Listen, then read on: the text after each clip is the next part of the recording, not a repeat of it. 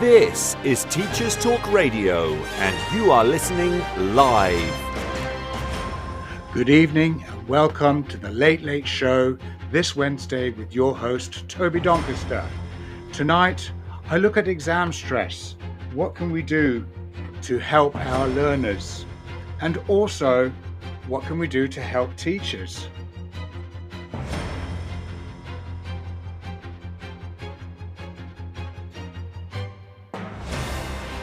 This is Teachers Talk Radio, and you are listening live. Tune in live at ttradio.org, or to join in the conversation, download the Podbean app and search Teachers Talk Radio. Follow the hashtag TTRadio. Tune in, talk it out with Teachers Talk Radio.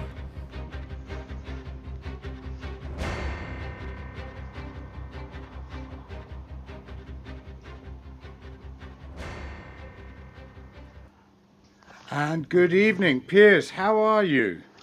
I'm fine, but can you hear me? I can hear you loud and clear, my friend. Oh, I hope that's I'm loud perfect. and clear as well. You most definitely are, Toby. Yeah. What I wanted to ask is, are you sitting comfortably? Do you have a beer? Is everything good? The affirmative to all of the above. Oh, wonderful. So today we're looking at two things, right? How we best serve to look after our learners, and also, more importantly, I think, how we're going to look after ourselves at this difficult time. So how's it going with you? I mean, you are, I'm going to call you a mathematician, if I may. You are also, I know, it's big words, but you're also a maths teacher. More of the latter, yes. Yeah, you're a maths teacher. You're doing very well for yourself, but also what I admire about you, what I've always sort of stood in awe, is your passion and your energy when it comes to looking after the learners that you teach. And it's predominantly 16 to 19-year-olds. Yes, yeah, it's about half and half actually. So I have adult GCSE, adult entry 2 and 3, and adult level 1. But I have also three GCSE classes with young learners. And yeah, at the moment they really do need a lot of looking after. So I've had to make sort of safeguarding referrals. One of my learners today, tomorrow, will be made homeless because he's been living in a children's home, and he's just turned 18. So that means he has to leave. And his PA worker was on the phone to me saying, "Oh, would I mind if he left the lesson early so that he could go to the civic centre to sign some forms?" Which basically formalizes the process, and tomorrow, unless they sort something out very quickly, he will be homeless. So yeah, and then another later on in the afternoon, I had to send one person home because they weren't feeling well, and then another person was upset and in tears, and we're talking a boy here. Yes. And yeah, so he had to be sent home as well. And I did a referral for him as well. It's a really tough time. Yes. And all these teenagers, they grew up in the early teens during COVID, and I don't know. Anecdotally, I'm hearing quite a lot, but also I'm experiencing quite a lot that teenagers somehow are finding life really rather difficult at the moment. Yes. And, some of them sort of have personal issues, but then they're also aware of the wider realities going on economically, politically, and the wars and the heating up of the situation with regard to, all kinds of situations. especially due to you know who and the other you know who, and it's a troubling time for them. And then of course there's climate change, etc., and then all the social pressures that come with social media, etc., and what to believe and what not to believe, and it's a tough time. And then of course we've got our GCSEs, haven't we? And And while yeah. our learners in FE usually only do 2 GCSEs, unless of course they pass one or other, and the rest is vocational, they do have exams in vocational as well. That's And right. sometimes all of these things all come together, and they've got practicals to pass and all that sort of thing. It's a tough time. It really is. Yes. What I think, is that you've mentioned something there, which is that they went through a lot of young learners, 16-year-olds now, went through COVID and didn't experience that uh, relentless deluge of exam after exam after exam, and so Yeah. they didn't learn the coping mechanisms. They didn't learn. They didn't sort of train themselves to become resilient to it. They didn't know how to handle it. They don't know how to revise, No. even less than previous students before COVID. They don't have a lot of the study skills, and you're absolutely right with the word resilience. They do seem to lack resilience. Mm, mm. Um, they go for instant fixes, usually connected around their phone or their PlayStations or computer games. That's right. Yeah. They don't know how to discipline themselves when it comes to going to bed, so they're on their phones there as well. They're subject to all kinds of bad bombardments due to social media and all that kind of thing. It's horrendous for this generation. I would hate to have grown up in it, frankly. But it brings us back to that age old, well, not age old question. It's a recent question, isn't it? Should phones be banned? Should they, in the sense that should we, just say to people, look, just put your phone away while you're in the college, while you're studying, and just focus on the matter, and see if you can get into what we're trying to do in the classroom. And I mean, I was just thinking about so a simple point or simple fact that teenagers are more, well, previously were more interested in social connections than what I had to say as an authority figure, right? Mm. And what their parents had to say. So, it was more about what their peers were saying. But if the only interaction you have is on a video game where you're talking about the game that you're doing, um, where is that social interaction? Where do they learn to listen to each other, to swap anecdotes, if you like, and to swap, things that they've realized, things that they've learnt, you know. Um, I don't know. Have you noticed, all right, that there's a lot more interaction around the pool table downstairs, and probably in the common room than there is in the classroom? Yeah, to some extent, I think that's true to some extent, and that's certainly true for some students. Yes. Um, um, in maths you probably see this much more in your English lessons, but in maths we don't necessarily have long discussions where you learn to argue a point, No. because maths is usually quite succinct. Mm. There are different ways of doing things, and then you can have discussions about that, and but it'll be basically, oh, I did it like this, da da da da da da da da, Yeah, sure. and also as part of that discussion, they could go to the board and then demonstrate on the board. So there's not an awful lot of complicated verbal expression going on there, but. Yeah, yeah. I mean, it obviously. Thank God for the pool table and the tennis table. Frankly, Yeah, right. Yes, I Yeah, in think fact, so. today, a success is that I've persuaded the powers that be to install a basketball hoop Oh, wow. on in a courtyard. Okay. So that's good because one of the students, well, no, the whole group of students were asking for it, and nothing had been done. So I precipitated it by saying I've already ordered it, and all it needs now is the estates department to put it up.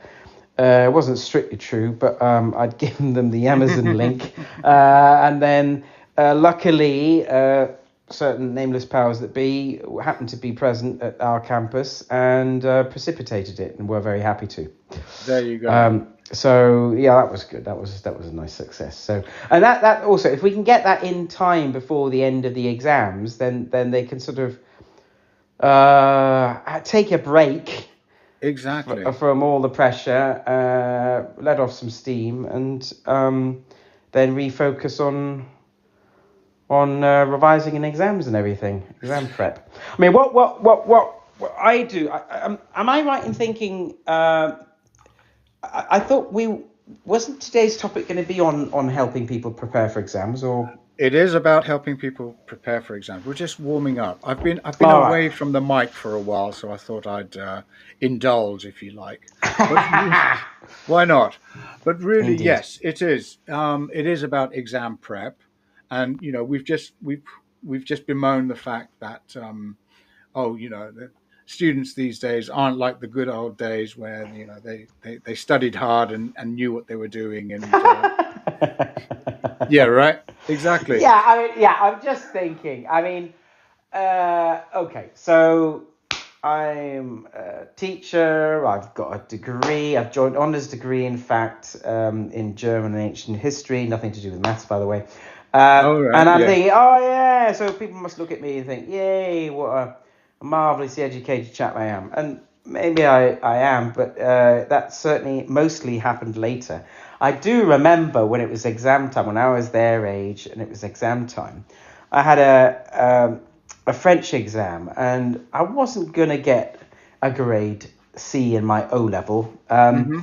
So I thought, well, do you know what? Sorry, I don't give a damn. I'm going to write the whole thing in German.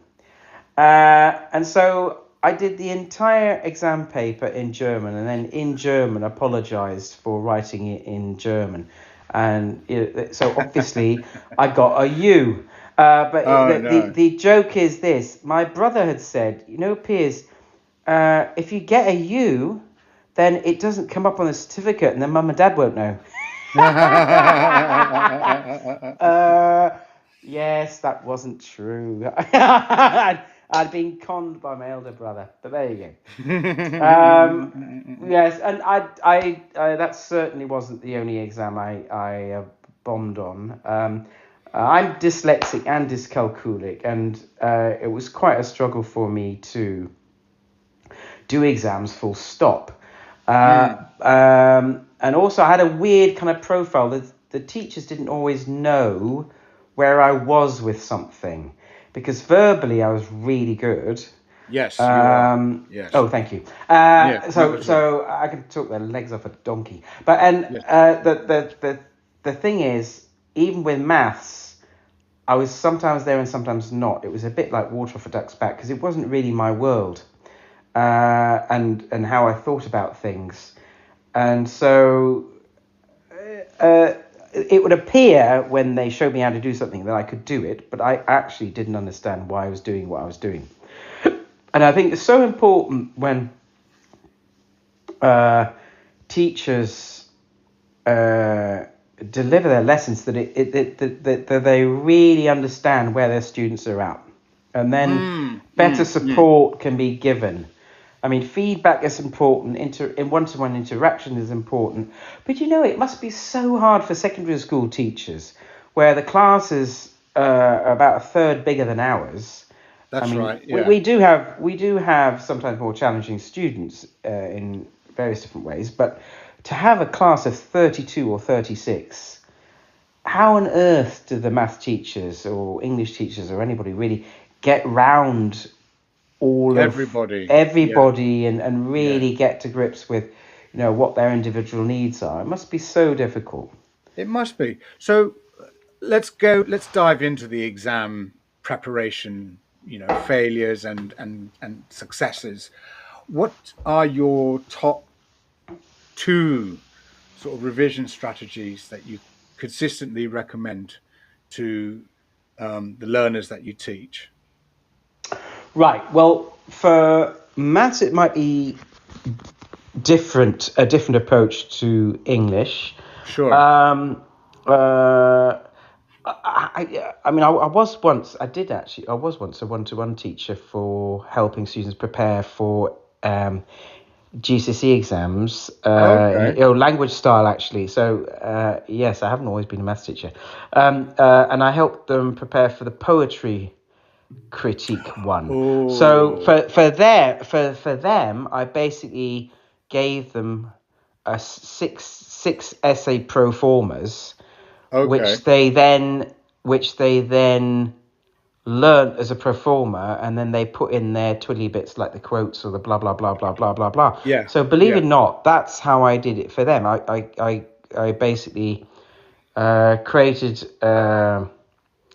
performer basically, so that they could pick out, and then the test was right. Here's a question: which one of these six are you going to pick?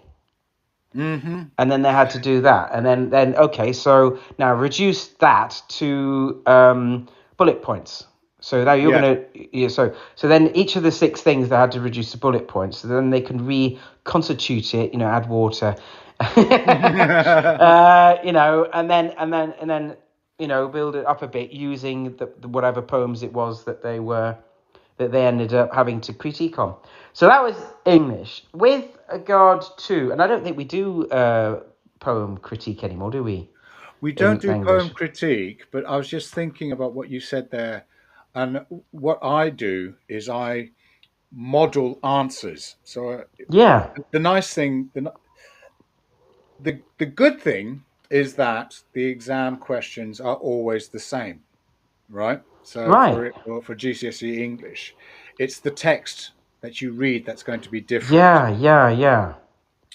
But once I explain to them that, look, when you read, go through the questions in sequence. When you read the first question, you'll get a gist of what the text is about. And you've got to start thinking, what can I predict will come up next? And then read to see if your predictions are right. And that Mm. helps you to understand the text. And Mm. you know, I did a final walkthrough for paper one this week, and it was about a Tommy in World War One, and he is in the trench on his own, and he sees a rat, and it then dives into the needless slaughter of all these young soldiers that Oh, he the can see all texters, over not the the rat. place. The I text, was just yeah. waiting for the rat to dive into something there. No, but the rat was slow and sluggish because it'd been eating his comrades, Oh basically. Christ! Right. Okay. I know it was a dark text, okay, Did they but like it? they they I don't want to say they loved it. I want to say they understood something, and Yeah. that is so rare. They actually Yeah. understood Yeah. what Yeah. was Yeah. going Yeah. on. One student who has really been struggling with reading comprehension said, "The rat's the enemy, sir." Bloody hell! Right. Wow. That's Yeah, really good, isn't it? that is so insightful. And I said, Yeah. if you, so now we need to think, how can I put that bit of insight into an answer and get marks Yes. for it? Yes. Yes. Yes. Yeah. Yeah. So, we I don't know how, but there was a lot of excitement in this class about, oh, I, for once, every single student understood what the text was about. You know, Fantastic. and they had something to say about what they were reading. So I was Mm. able to model how I would answer question 2, question 3, and question 4. Yeah, that's really good. Yeah, because that's it. Scaffolding answers that really helps them, doesn't it? Because Yeah, otherwise, what have they got to go on? not a lot. But Not a yeah, lot, no. give them models so, Yeah. so that they can sit down and say, okay, in this part of the text, the writer, is saying this, and I know he's saying this because this quote, and this quote is this language technique, and this language technique makes me feel disgusted and Oh, yeah, yeah, revolted. yeah, yeah, yeah, yeah. Yeah, that's There, very good. now we've Yeah. got it. Now do Mm-hmm. another paragraph just like that, and people get it. They see. Mm. What was it? See one, do one, teach one. Ah, yeah, yeah, yeah. So Oh, they yeah. So you get them to teach each other, do you, or critique each yes, other? yes. Yeah, That's yeah. the hopeful stage. If they manage to write something, they can show each other. But what they tend to do is say, "Sir, can you have a look at this? What do you think of this idea?" And Mm-hmm.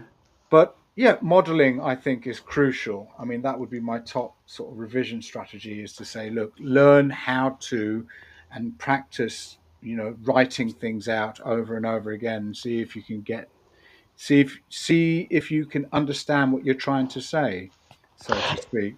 It's ever so slightly different with maths. Well, no, Okay. actually, it's very different with maths. Actually, it's very different with maths. But there's something you said sort of sparked off one of the things that we do is getting the students to mark each other's work using the mark scheme.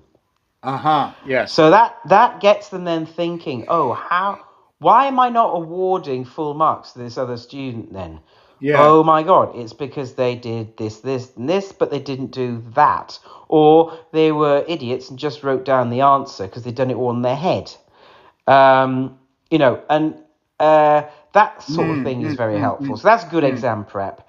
The other thing is, so exam prep is not just getting them to do lots of exam style work, but it's also getting them to understand that they already know it all and they just need to apply it.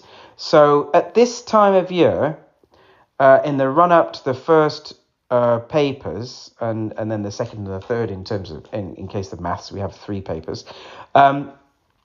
It's problem solving. So we focus on problem solving. We've done it all through the year, but through the year we've kind of done it topic-based problem solving. So we do a topic, then we show what the problem solving tasks are for that topic, and then you go through another topic. But it's too late now to do any topics if you haven't covered all the topics, which you never have, by the way, because we teach it over a 2-year course over 1 year.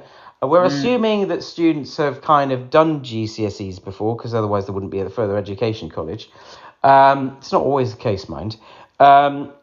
But we've got to do it in 1 year. So we at some point you just have to go, right, that's as far as we've got. So be it.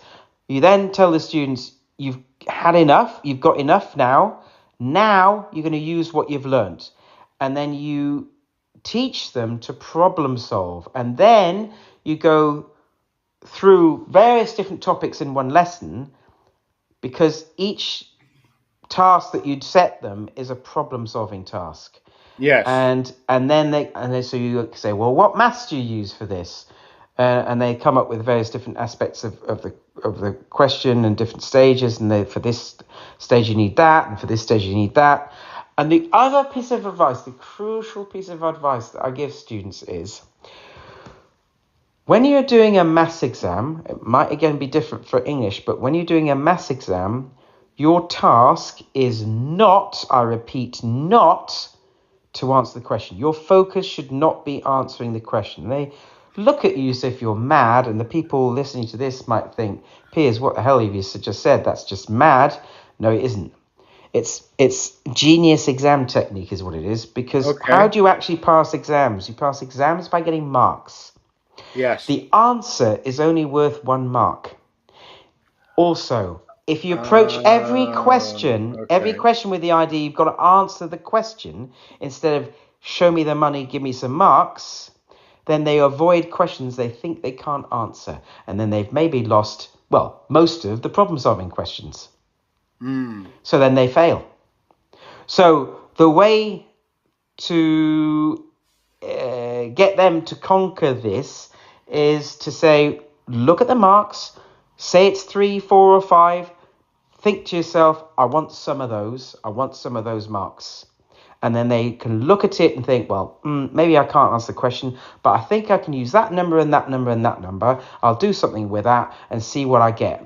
And then you ask them to define it. So for instance, if they see a cuboid and there's 3 numbers and it happens to represent each of the 3 dimensions, it might be about density, but they go and multiply those 3 numbers and give it centimeters cubed, then they've got themselves a mark.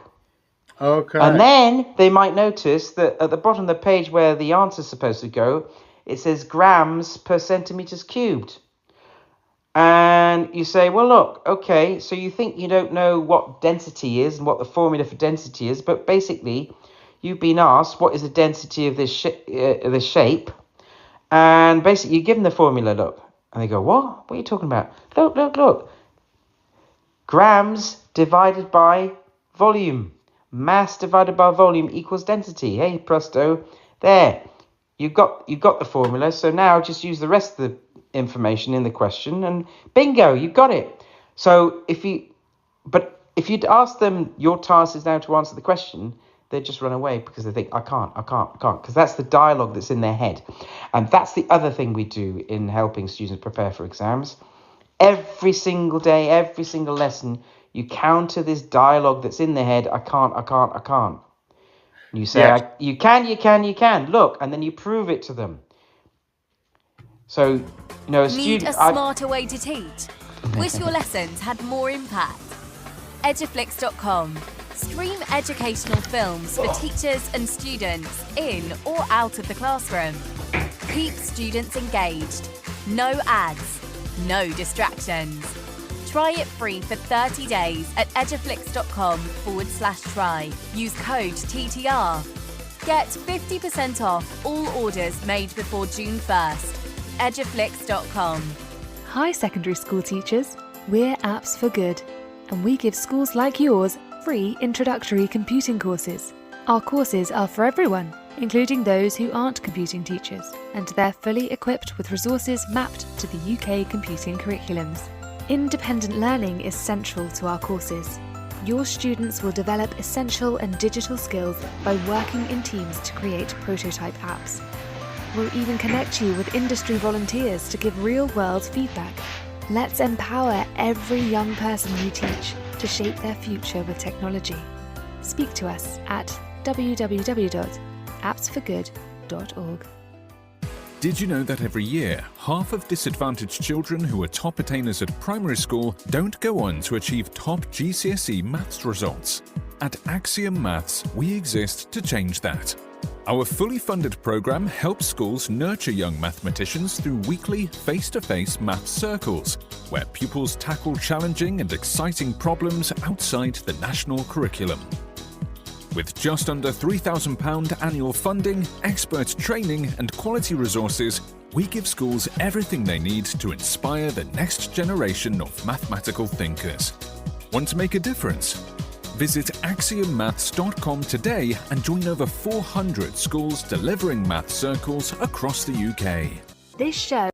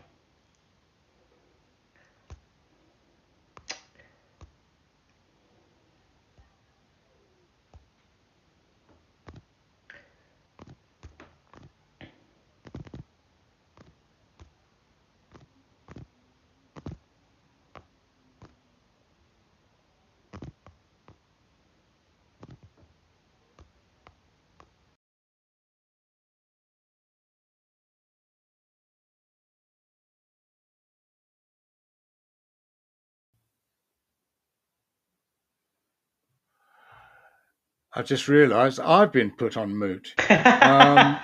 Sorry. Do you know what? I was talking and then I was like, something's going wrong, and I don't know what it is because my headphones don't actually tell me when I'm on mute. But here you are, and here I am.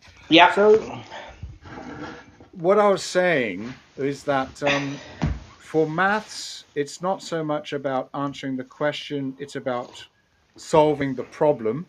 Yeah, and the stages towards that, because that's where you get the marks. Yeah. Now, in English, it's more about um, answering the question and thinking about your answer, which is a bit strange, It is interesting, isn't it? you know. Or I would say though, you were showing scaffolding there, Yes, and in a way there are stages to answering the question, just as there are stages to answering the question in maths.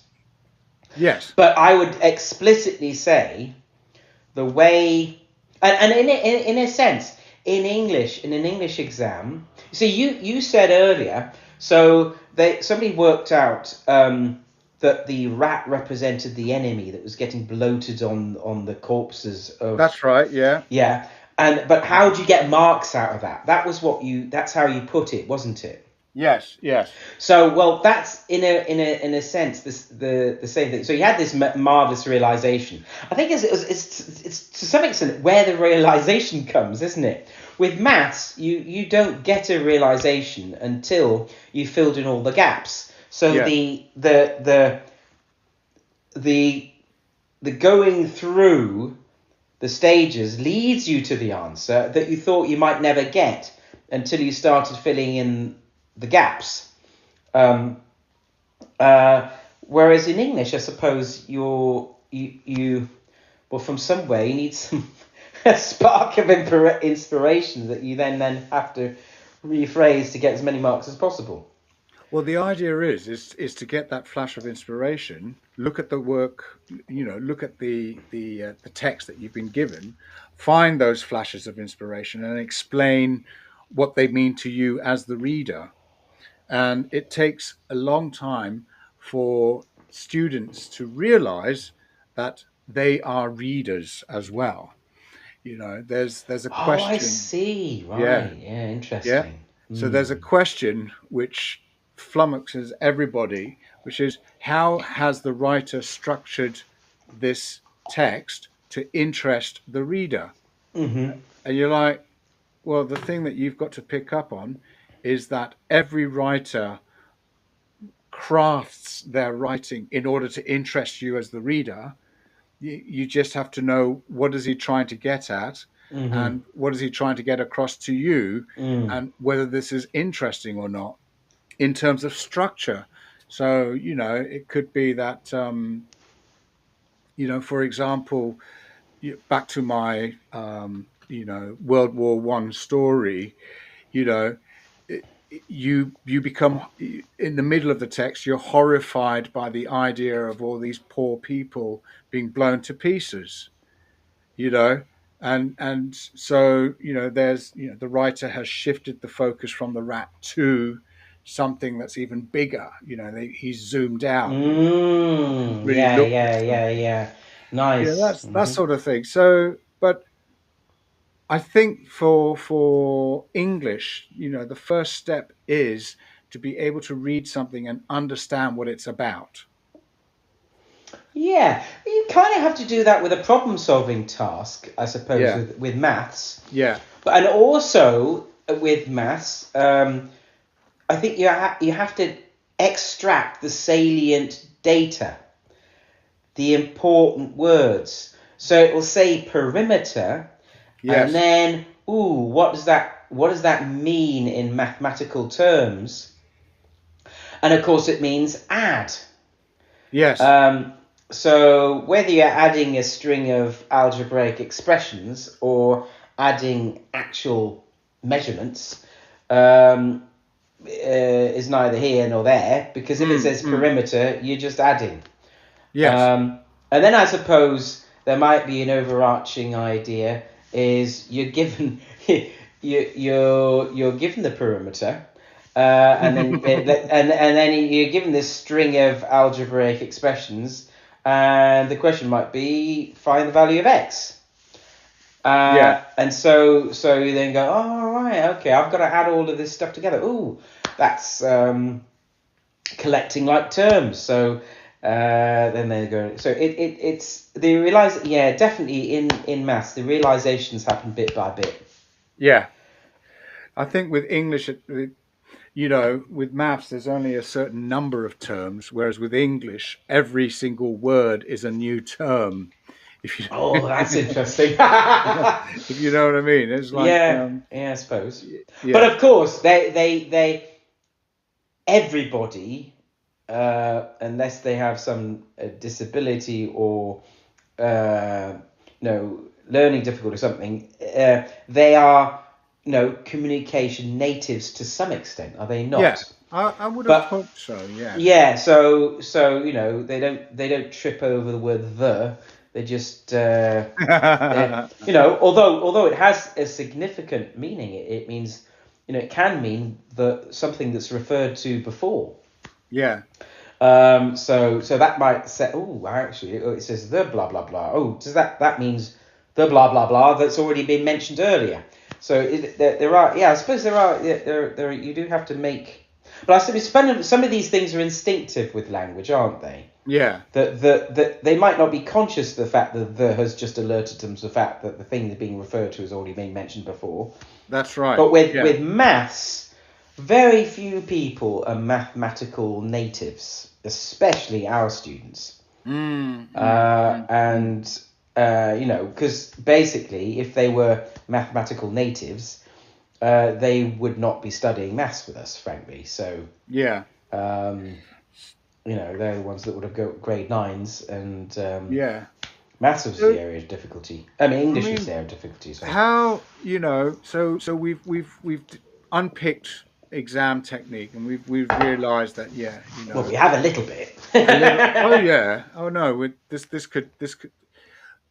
My job is to squeeze exams and squeeze the topic into 1 hour. Which I'm trying to do that. So look, what advice do you give for learners to handle the pressure of exams, given that this is new territory for many of them? Yeah. We were just saying that they don't, they haven't really experienced exams at school. They might have experienced year 11, and then sort of got bounced out of that and thought, well, I'm rubbish at this. What do you do? What advice do you give learners to handle the pressure, to manage exam anxiety and stay calm under pressure? Well, I've mentioned already, repeating the idea that they know enough already, they just need to start applying it. That's one thing. So telling them that no, they don't need to learn any more topics, that relieves them of a bit of a burden. But also explaining that, doing exam questions and then looking over the videos that explain them. Yeah. So there's an awful lot of that, even on the predicted papers, which predict the topics basically, but not the level of difficulty at which those topics are tested. But the predicted papers often have explanatory videos with them. So that's really good. That's not just a mark scheme or the answers, but actually someone going through it and explaining it. Saying to them, look, you don't need to learn any more topics. What you need to learn is to apply what you've got to get as many marks as possible. So that's one thing. Now, dealing with specifically exam anxiety, you have to give them regular pep talks. That helps a bit, but also talk to them. What is it that you're afraid of? And some students imagine that the whole world, their whole life and future depends on them getting a certain grade. at this particular junction in their lives, and that doesn't help them succeed in the exam. So you basically say, no, don't worry. What we're after here is that you show progression and improvement, and that you do your best, and that you show that you've learned something, and don't focus on the result, focus on the process, and just doing things step by step. But I must admit, it's not easy, and it's not always successful. In fact, quite often it's not successful. And I don't know whether you've seen this, but at the moment, a significant number of learners are basically going, they're having certainly in the run up to paper 1, they were going, they were unmotivated, they were worried, they were running away, because that's the main thing. You mentioned resilience or lack of, and that's exactly it. So they tend to run away from a problem rather than confronting it and going, right, I'm going to go and revise. There are some students that respond to that in that way, that to take this bull by the horns and get on with it and start revising and do loads of past papers. And they do, I must admit, that is the thing that they like doing most. And luckily, that is the best thing they can do for a maths exam, is to do past paper after past paper after past paper, just, get their minds going and problem solving and using what they've got. That is so good. And then going over it with them, and then them going, I could have done that. Oh yeah, now I see it. If I use that. The barrier is always, it's never the intellectual one. The barrier is the thing they have in their head saying, I can't. And it's trying to overcome that voice in their head that stops them from thinking and getting that first mark in that 3 marker, 4 marker, 5 marker. It's the first mark. That's the crucial one. And then once they've got that, they can go. They feel, right, okay, I've got a mark. Great. Can I get another one? Yeah, right. Then they become curious about the question, curious about whether they can get to the next stage, and you keep on having to point that out to them, and it's all about process.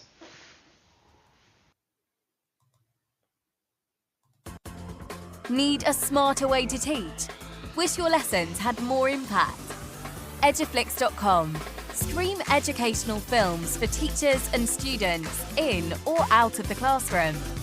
Keep students engaged. No ads, no distractions. Try it free for 30 days at eduflix.com/try. Use code TTR. Get 50% off all orders made before June 1st. Eduflix.com. Hi secondary school teachers, we're Apps for Good, and we give schools like yours free introductory computing courses.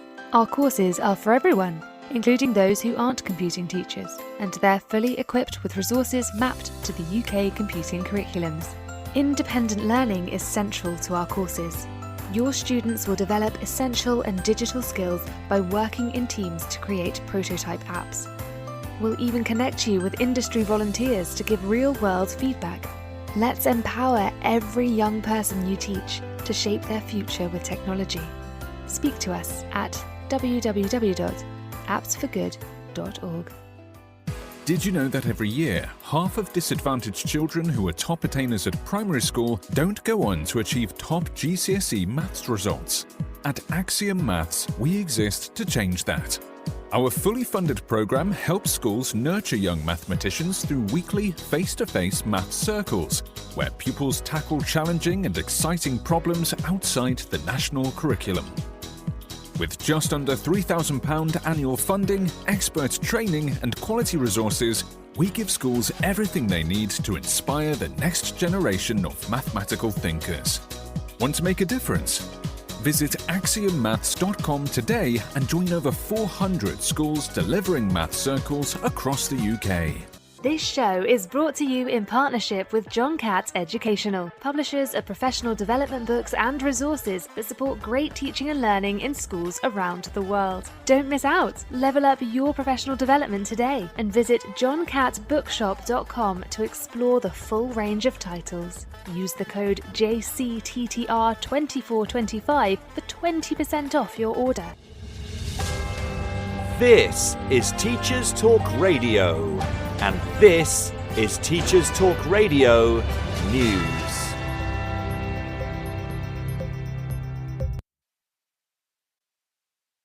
So-called stuck schools will be held accountable even if support brokered for them by the government RISE teams fails to turn them around, according to a report in Schools Week.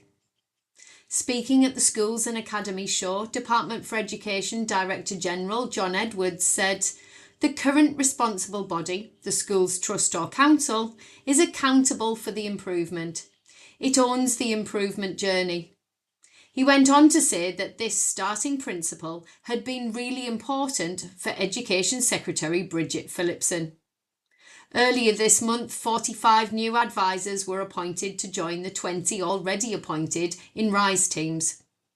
The expanded team will start working with more than 200 schools deemed stuck for receiving a requires improvement Ofsted grade following an earlier below good judgment. When the government initially unveiled plans for the RISE teams, there was confusion around accountability. But slides shown during the presentation by Mr. Edwards indicate that once a school becomes eligible for support, the RISE teams will assess its capacity to improve. Where a school needs help, it will be matched with a high-quality organisation and considered for funded intervention. An improvement plan would then be co-constructed. Edwards went on to say, the RISE advisor's job is not to deliver the improvement. The BBC Education section of their news website reports that private school fees were 22.6% higher on average in January this year when compared with a year earlier. This is according to the body that represents most independent schools in the UK, the Independent Schools Council. It says it expects a reduction in pupils applying to private schools as a result of changes to VAT. But it says it is too soon to know the full effects of the policy. The average termly fee for a day school in January was £7,382, which includes 20% VAT. In January 2024, the average was £6,021. A Treasury spokesperson says the increase in fees are not only down to VAT, and that fees have been rising in private schools over the last 25 years. The ISC said many schools were able to reduce their fees, excluding VAT, in January to cushion the impact on parents. But ISC Chief Executive Julie Robinson said the sector had been hit by a triple whammy of national insurance changes, an end to charitable business rates relief, and 20% VAT on fees. Full details of the report can be found online. SEND is also in the news from Schools Week as it covers further updates from the Schools and Academies show. This time the report says officials are considering a shake-up of the education, health and care plan system that would likely lead to a narrowing or new structure of support. Speaking to Schools Week, Dame Christine Lenihan added that discussions were ongoing about whether EHCPs should only apply to special school pupils. The number of EHCPs has increased rapidly in recent years, from 294,758 in 2020 to 434,354 in 2024. And schools and other services have struggled to keep up with demand. In March, a Schools Week investigation exposed the poor quality of many plans. The government is drawing up reforms to the wider SEND sector, with speculation the whole system of EHCPs could be scrapped. Dame Christine, the government's strategic advisor on SEND, responded to questions about the EHCP system by saying, "It's not fit for purpose," And when asked if she envisaged there being fewer EHCPs, she said, "I think probably so." She went on to say, "I see the huge amount of money we put on statutory assessment, and then I look at the translation into schools and it is not working." Further comment and reaction can be found on Schools Week online. Finally, BBC Tees reports on the success of a cafe in Hartlepool that has been giving young people who struggle with school a different way of learning vital life skills. The cafe opened in November 2024 and is set up for takeaway orders. There is a chef and a number of students who learn food hygiene, health and safety, customer service, and how to cook. Children are referred by their schools, and English and maths are also studied. Young people attending the provision say, "I've grown and developed a lot. It's changed me completely." Whilst the cafe's co-director says, "There is a no negativity rule and praise is very important." Full details of the positive impact of this alternative provision can be found on BBC Tees website. This has been Teachers Talk Radio News with Joe Fox. And we're back. Piers, you've been so insightful and you've given so much good advice about looking after students and helping them prepare for the exams. We're very close to, I don't know, should we say we're very close to the line in the sense that for the learners at our college, they've got their first English exam in 2 days' time. Yeah. And when is maths? Well, but the first papers happened already, so that was May the 15th, on Thursday, May the 15th. Then next maths exam is the 4th of June, and then English on the 6th. English on the 6th, and then the final maths one on June the 11th. So it's bang, bang, bang, one after the other. Absolutely. What advice would you give to students who are feeling overwhelmed or think that they've left it too late? Well, with maths, it's never too late to do a past paper. I know, right? And I would stress again, you're not trying to learn new topics. You're just trying to go with what you have and to maximize your ability to get marks. So yeah, it's never too late to do a bit of work towards it. We have something called century.tech, and what I've urged students to do is do the diagnostic again, and then that gives them an individualized learning program if they did want to just brush up on certain topics. But I haven't overly stressed that because I think it's much more important they do past papers, to be honest. I believe in past papers myself. The only issue I have with past papers is that they bring them to me and say, "Sir, what do you think of this?" And it's like, I've looked at stacks. I've looked at tons of answers.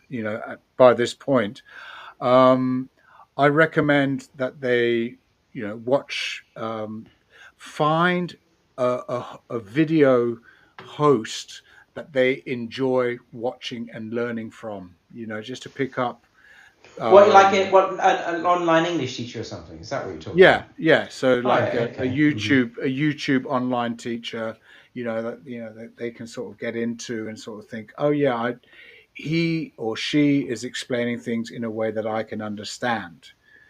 So find someone you relate to help you. Study buddies. Do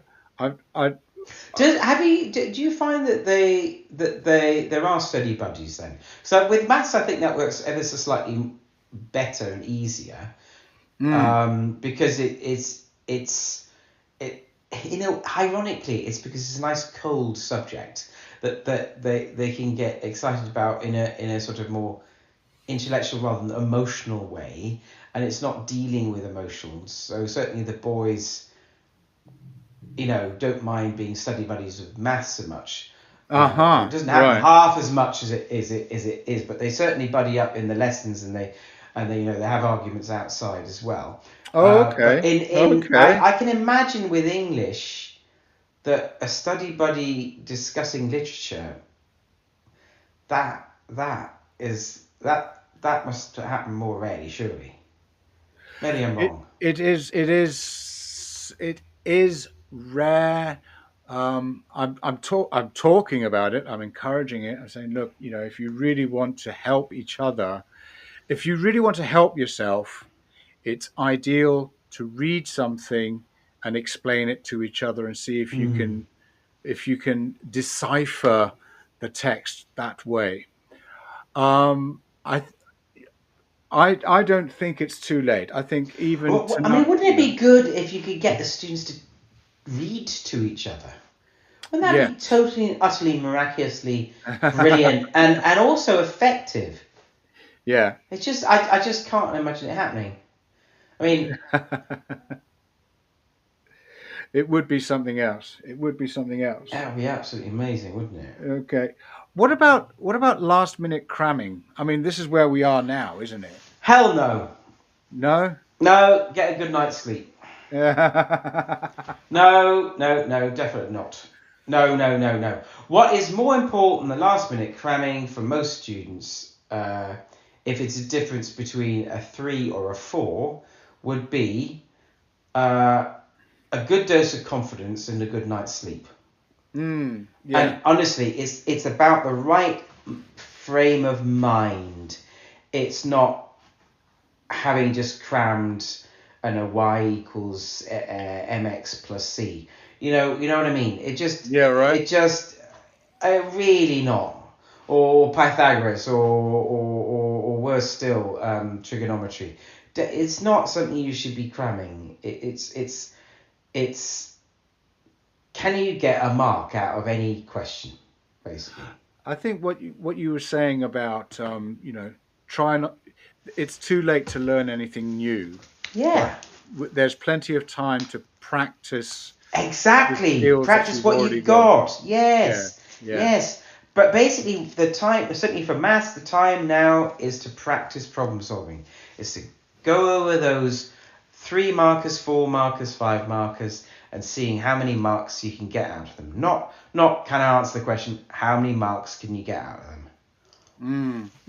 How much can you squeeze out of them? How much can you squeeze? Treat it like a cow that you got to milk. Oh, wow. So anyway, this is what I'm going to say to everybody who's listening out there. If you are taking exams in the next few days, all the best of luck.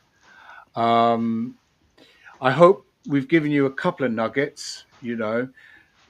Take it easy, go with what you know, practice what you know, do go through the past papers.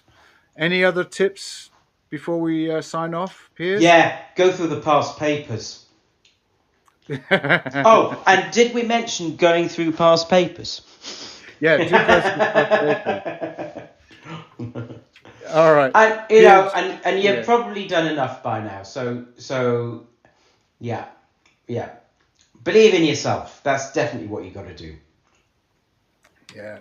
Okay. Piers, thank you so much for your sage advice. Thank you, Toby. Yeah. It's lovely to be on again. Yeah. And I think the next time I come online, I'm going to be discussing, how we can nurture ourselves through the home stretch. So hopefully you'll listen in. Brilliant. That'd be all lovely. Right. Yeah. Look after yourself, Toby. And you, Piers. Take care. Bye-bye. Take care. Bye now. Bye.